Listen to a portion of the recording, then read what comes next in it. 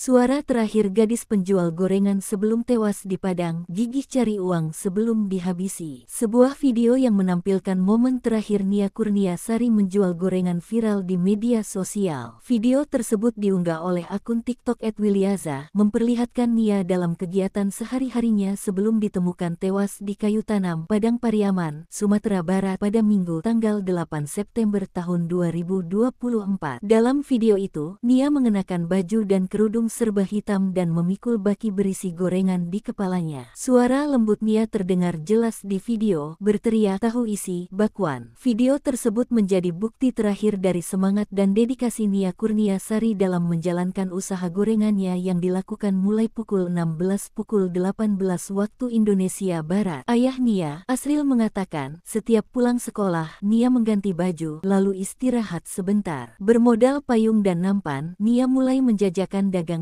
keliling kampung. Sebagian hasil jualan itu awalnya ia sisihkan untuk menabung agar bisa kuliah. Apa yang dilakukan Nia ini sempat ditentang oleh ayahnya. Ayahnya mengaku akan berusaha keras mencari uang untuk menguliahkannya tanpa Nia harus berjual gorengan. Alasannya itu yang membuat Nia masih terus berjualan hingga Jumat tanggal 6 September tahun 2024, waktu ia dinyatakan hilang dengan barang dagangannya berserakan tidak beberapa jauh dari rumahnya. Nia ditemukan pada keesokan harinya, warga bersama tim gabungan menemukan pakaiannya di seberang lokasi penemuan dagangan.